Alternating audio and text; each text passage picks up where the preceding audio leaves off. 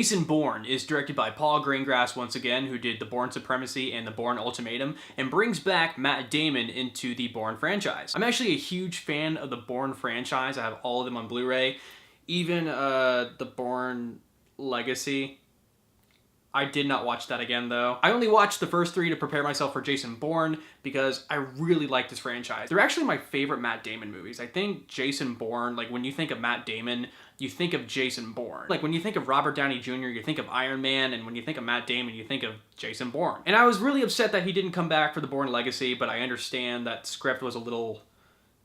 But I was excited to see that he was coming for another Bourne movie. And that is one of the things that I will admit that I really liked about this film, is that Matt Damon is back. He is back as Jason Bourne, and he's the same as he was in the first films. He's a very resourceful assassin. He can use anything as a weapon. I remember like in the last films, he used like stuff like magazines and a pen as a weapon. Using like different items to kill people. You can see that in this film, like he uses like resourceful items around him to kill people. And he's still the same, except that, you know, he looks a little bit older. It's been 9 years since the Bourne Ultimatum, so that makes sense. So I'm really glad that they brought Matt Damon back, and I really appreciated that. And I'm glad that Paul Greengrass directed this film because he did an awesome job with Supremacy and Ultimatum. And it still has the same feel of those movies. Like it's shaky cam, but it's done really, really well. Paul Greengrass is amazing with that camera work. And it also has like the biggest car chase that I have seen in a Jason Bourne movie. And I just really enjoyed that portion of the film where we have Matt Damon, he's kicking ass again, and there's awesome car chases. Really like that. However, compared to the first Bourne movies, the Bourne trilogy,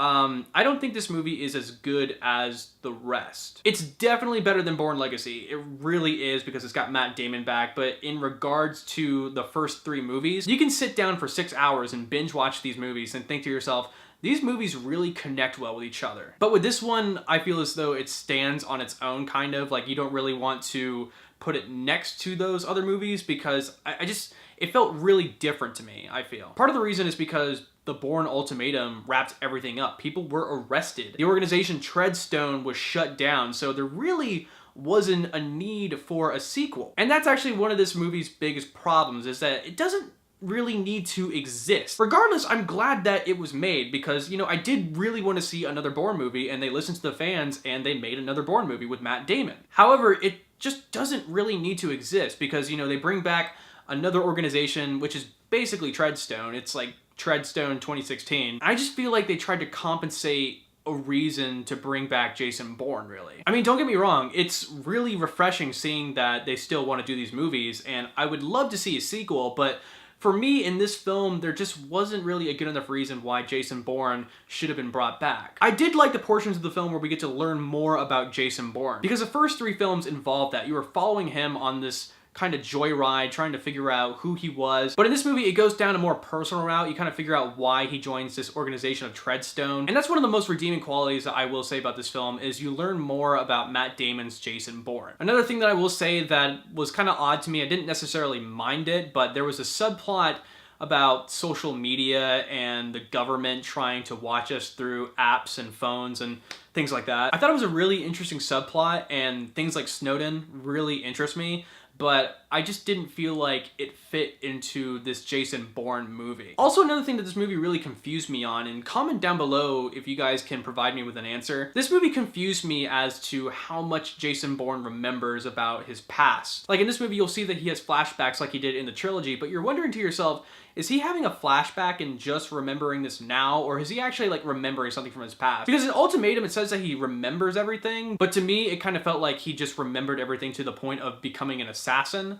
Whereas I wasn't entirely sure if he really remembered everything. So when he like recalls things from his past, I wonder, does he actually remember that, or did he like read a file? That's one of the things that I didn't really like about this movie, is that this movie doesn't really acknowledge that Jason Bourne had amnesia at one point. I think it just totally ignored that fraction of the trilogy, and that's why I was kind of a little confused at some points. I think going into this movie, the movie just expects you to know that Jason Bourne knows that he's Jason Bourne. It's just me being nitpicky, I don't know. I just really like the Jason Bourne franchise, and I like this movie, but compared to the other Jason Bourne movies, I don't know. I didn't think it reached that height, really. I still would love to see a sequel. I really would, especially with Matt Damon being back. So yeah, I'd see a sequel. I hope Universal makes a sequel, most definitely, and I hope they bring Paul Greengrass back. Also, bring back Matt Damon. That is essential. All right, guys, that was my review of Jason Bourne. Comment down below what you thought of this movie if you've seen it yet. Like the video, share it, and please subscribe to PixelTalk if you haven't yet for more movie reviews, trailer reactions, and gaming content. Thank you guys so much. I'm Corbin Stuckey, and this is PixelTalk.